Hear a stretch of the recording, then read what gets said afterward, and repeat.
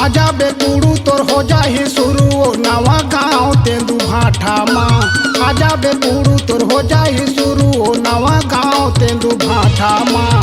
उहाँ के टूरा मन देखत रही थे हो जाबे उखर बाटा माँ। उहाँ के टूरा मन देखत रही थे हो जाबे उखर बाटा माँ।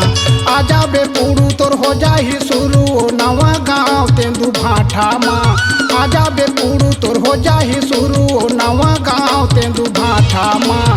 यहाँ के टूरा मन देखत रही थे हो जाबे उखर बाटा माँ। यहाँ के टूरा मन देखत रही थे हो जाबे उखर बाटा माँ।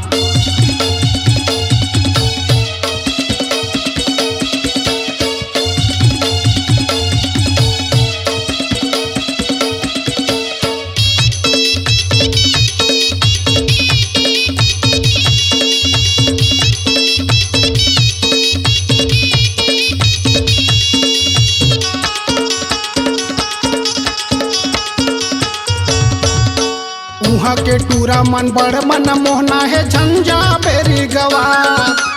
उहाँ के टूरा मन बड़ मन मोहना है झंझा बेरी गवा। तोरे असर टूरी लायक झन पाही त नहीं पाबे तह पार। तोरे असर टूरी लायक झन पाही त नहीं पाबे तह पार। आजा बेकुड़ू तोर हो जाही शुरू ओ नवा गाँव तेंदू भाठा माँ। आजा बेकुड़ू तोर हो जाही शुरू ओ नवा गाँव तेंदू भाठा माँ। उहाँ के टूरा मन देखत रही थे हो जाबे उखर बाटा माँ। उहाँ के टूरा मन देखत रही थे हो जाबे उखर बाटा माँ।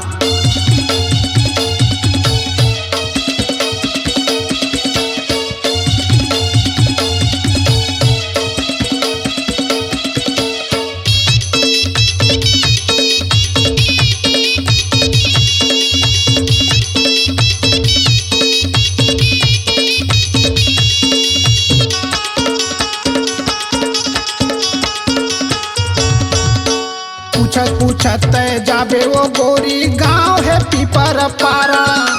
पूछत पूछत जाबे वो गोरी गाँव हवे पीपर पारा।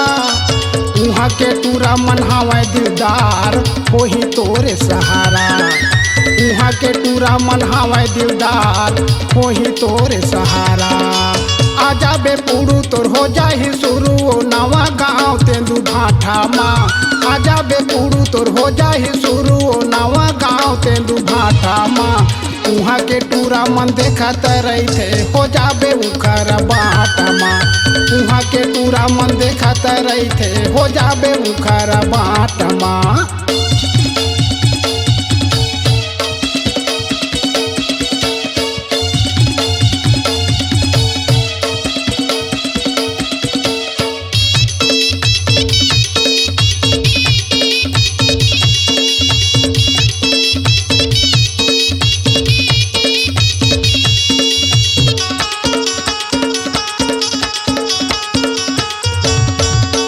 मोर नावला पूछ लेबे ओ आजा बे लमना झर। मोर नावला पूछ लेबे ओ आजा बे लमना झर। मोर सही तह खोज डारबे ओ नहीं पाबे दुनिया भर। मोर सही तह खोज डारबे ओ नहीं पाबे दुनिया भर। आजा बेकुड़ू तोर हो जाही शुरू ओ नवा गाँव तेंदू भाठा माँ। आजा बेकुड़ू तोर हो जाही शुरू ओ नवा गाँव तेंदू भाठा माँ। उहाँ के टूरा मन देखत रही थे हो जाबे उखर बाटा माँ। उहाँ के टूरा मन देखत रही थे हो जाबे उखर बाटा माँ।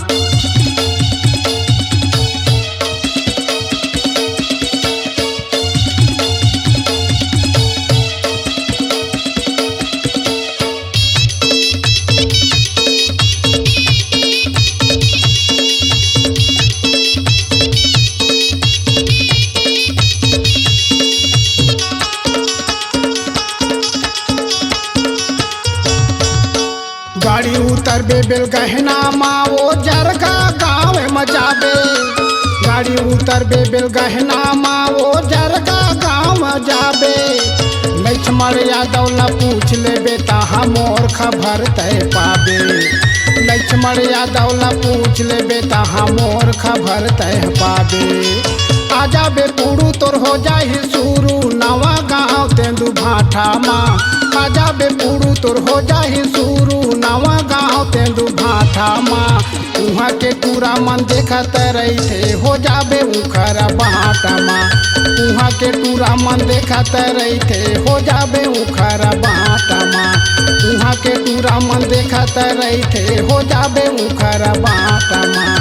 उहाँ के पूरा मन देखत रही थे हो जाबे उखर बाटा माँ। अपनी आवाज को दीजिए एक नया मुकाम। डिजिटल रिकॉर्डिंग की दुनिया का जाना पहचाना नाम स्वरांजलि, जहां गूंजती हैं ध्वनियां अपनी माटी की सौंधी सुगंध के साथ। छत्तीसगढ़ी संगीत के विविध रंग जो पहुंचाते हैं पूरे प्रदेश में डिजिटल रिकॉर्डिंग के संग। स्वरांजलि स्टूडियो, नेमीचंद गली नंबर 2, गंजपारा, रायपुर।